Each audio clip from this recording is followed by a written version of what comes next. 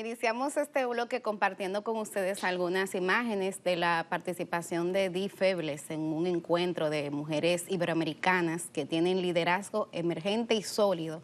Ahí están viendo en pantalla, Edith está participando en ese encuentro, un encuentro interesantísimo y que sé que va a venir de allá con muchísimas informaciones nuevas, actualizadas, que luego estará compartiendo con ustedes en esta Cosa Como Es. También aprovecho para saludar la sintonía por nuestro canal de YouTube de La Cosa Como Es, del muy querido Joel Mateo, Luis Norberto, también la querida Gertrudis Guerrero, Joet Vaz, Jacqueline Peña la Antigua y Porfirio Ramírez. Están ahí interactuando en las redes sociales y pidiendo también que Edith Febles vuelva pronto. Ya eso será la próxima semana. Mientras, yo quiero compartir con ustedes algunas informaciones en relación a temas que creo son del interés de la gente. Y quiero comenzar con uno que lleva varias semanas ventilándose en la opinión pública. Me refiero al precio del arroz. Hay una denuncia que yo considero muy grave de que el arroz se está vendiendo hasta 65 y 70 pesos. Sin embargo, ayer pasó algo muy relevante y ustedes están viendo ahí en pantalla una de las informaciones que trae la prensa en el día de hoy. Y es que hubo una rueda de prensa, tanto de productores de arroz como de molineros, que negaban que ese sea el precio del arroz. Ellos explican dos cosas. Primero, hablan de que el precio real del arroz actualmente ronda entre los 30 y 40 pesos. Ustedes saben que influye el tema de la calidad, pero de manera textual dicen que en el caso del arroz selecto tipo A, un saco de 125 libras se está vendiendo a 3.960 y que eso equivaldría a 31.68 la libra. Dijeron eso. Por otro lado, un dato también muy interesante que dijeron es que no hay escasez de arroz. Ustedes saben que en la teoría económica una de las variables que puede incidir en un alza de precios es la escasez de ese producto o de la materia prima.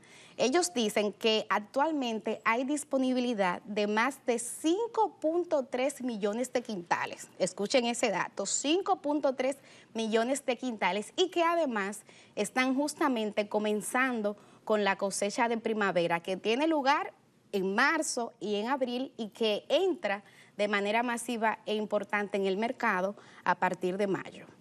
¿Qué pasa entonces con el precio del arroz? Me pregunto yo, se estarán preguntando también ustedes.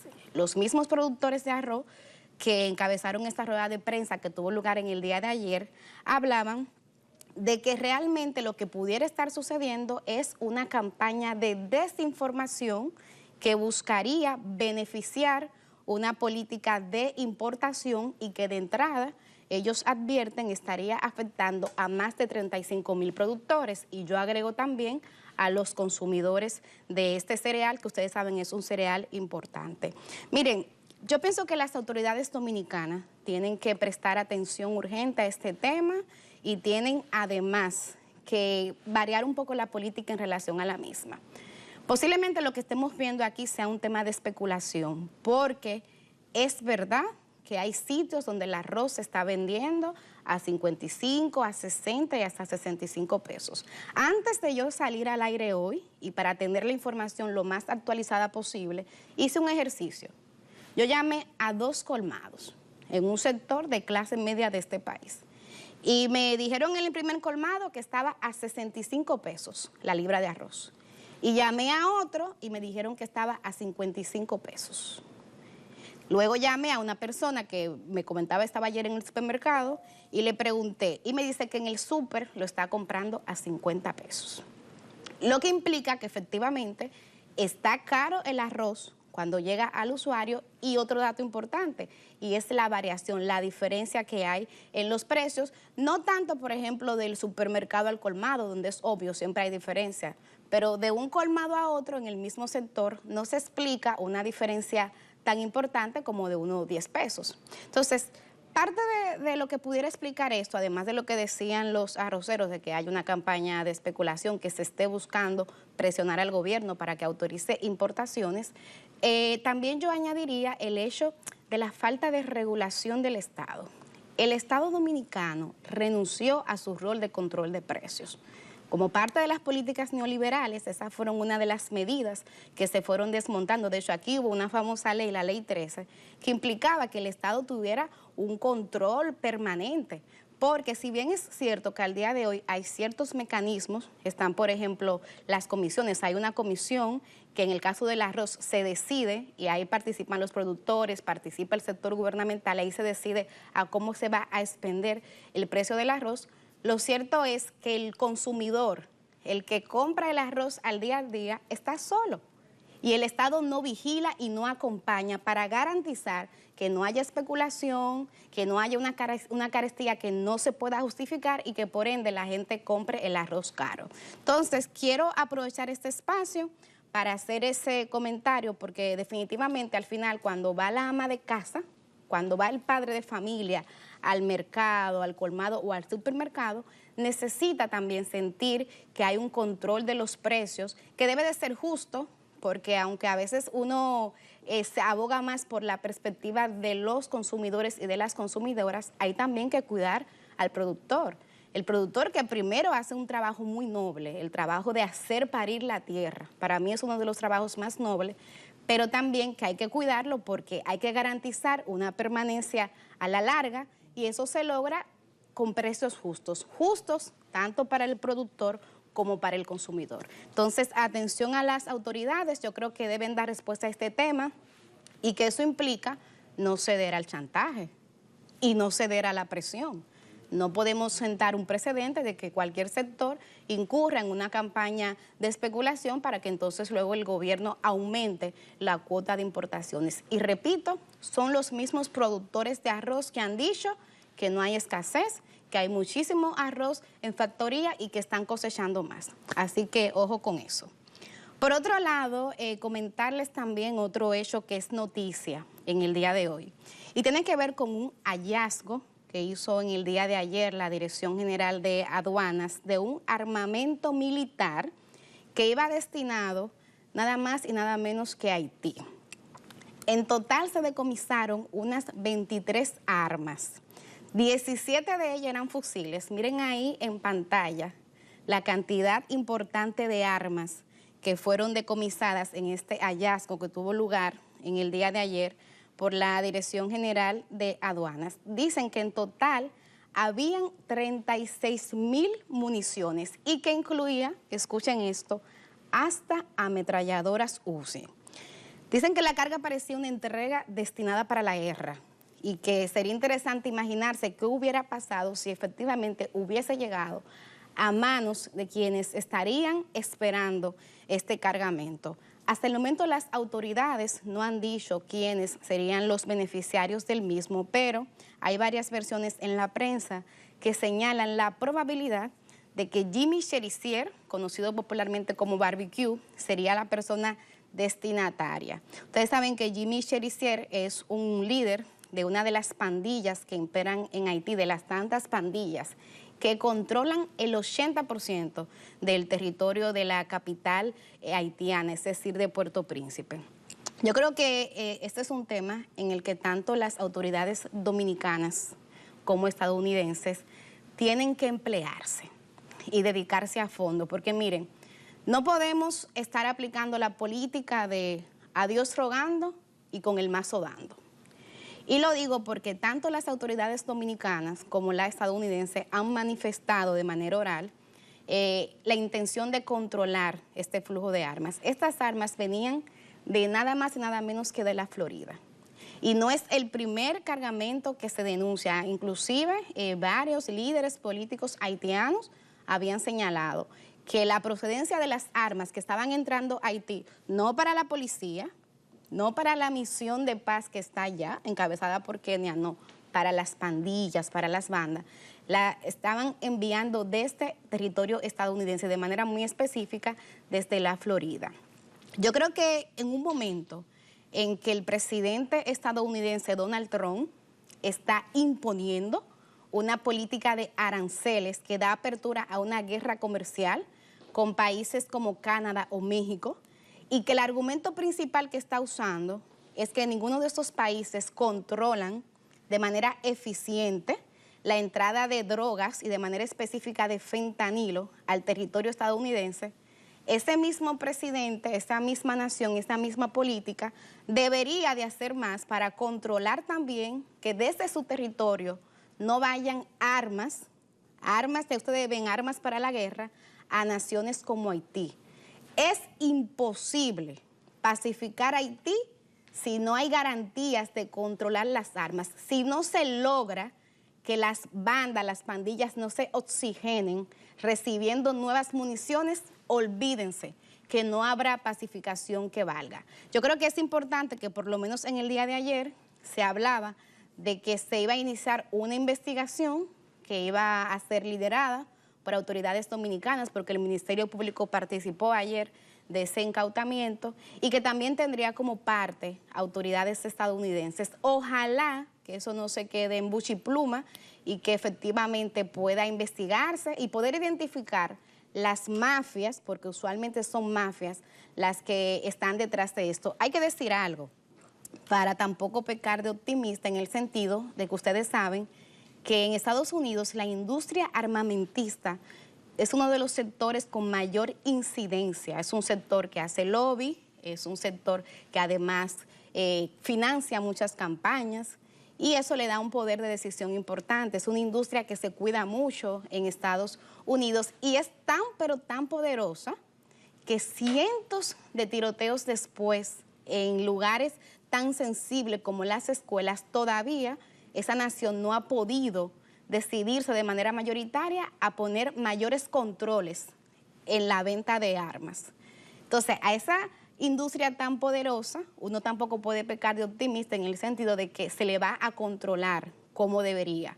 Pero yo creo que con el caso de Haití, el mismo Estados Unidos ha reconocido, no tan enfático como uno quisiera, pero ha reconocido que la situación de inestabilidad de Haití le perjudica. Entonces, ojalá que eso pueda servir de motivación para poner control a algo tan sencillo, pero también tan importante como es el control de armas. Ahí dejo esa tareita. Y por último, en este bloque noticioso, también comentaron un hecho que tuvo lugar en el día de ayer y que llamó particularmente mi atención.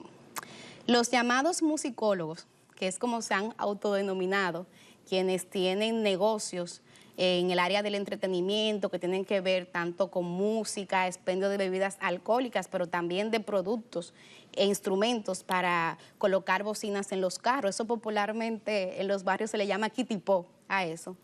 Encabezaron una marcha ayer, una marcha que partió desde el Parque Independencia. Hay algunas imágenes que también van a ver a continuación, mírenla ahí, fue bastante masiva.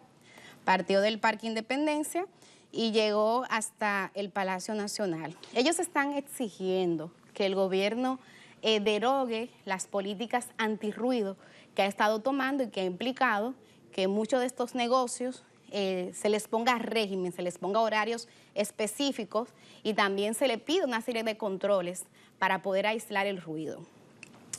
Y yo creo que eso es importante y que eso es necesario. Y quiero aprovechar este espacio de La Cosa Como Es para hacer un llamado a las autoridades dominicanas de que no cedan al chantaje y no cedan a la presión, y que cuidado con el populismo. Y lo digo porque aquí hay muchos sectores políticos que le huyen como el diablo a la cruz cuando hay que tomar decisiones que implica afectar intereses y que por ende entienden se va a traducir en una pérdida de votos. Pero miren, aquí el tema del ruido en los barrios, en los campos, en las comunidades, lo que se llama contaminación sónica, es un problema importante. Afecta al estudiante que tiene que estudiar. Yo soy de un barrio, yo me crié en un barrio y yo era de la que tenía que levantarme de madrugada para poder concentrarme al momento de hacer mis tareas, porque en el día eso era un pandemonium, porque además cada vecino pone una música distinta, está el colmado, está el carro que pasa. Eso por un lado. Pero también el tema de los trabajadores, la gente que tiene que madrugar temprano. Ese es un pueblo eminentemente trabajador y madrugador. Entonces, la gente que tiene que trabajar temprano, los enfermos. O sea, son parte de quienes se ven afectados por esos negocios que suelen poner un volumen de música muy alto y a deshora.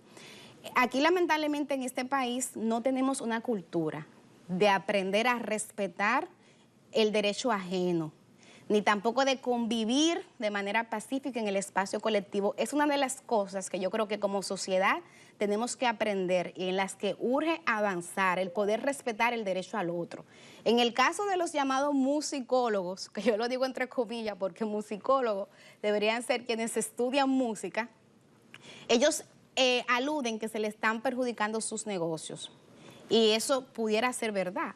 Pero ahí hay que buscar un punto medio donde el derecho que ellos tienen a poder hacer sus negocios no perjudique el derecho que tiene el otro, primero a poder estar en paz en su casa, a poder transitar en paz por las calles. Entonces, ojo con eso a las autoridades dominicanas. Aquí además tenemos el problema de que todo se politiza.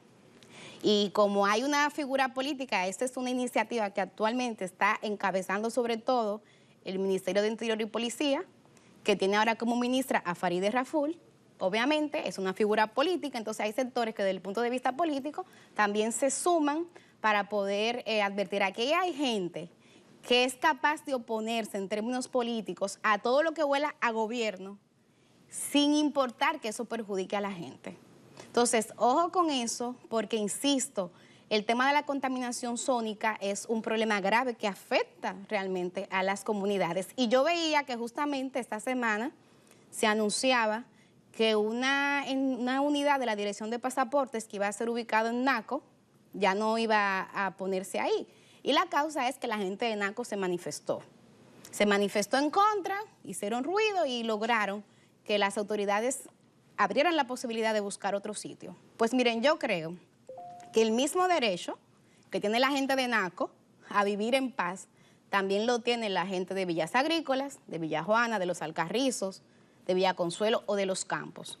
Yo viví un caso que nadie me lo contó, lo viví yo en Barahona, en un sitio que se llama Cano, un sitio bellísimo, donde ahí había un negocio de expendio de bebidas alcohólicas, que eso era 24/7.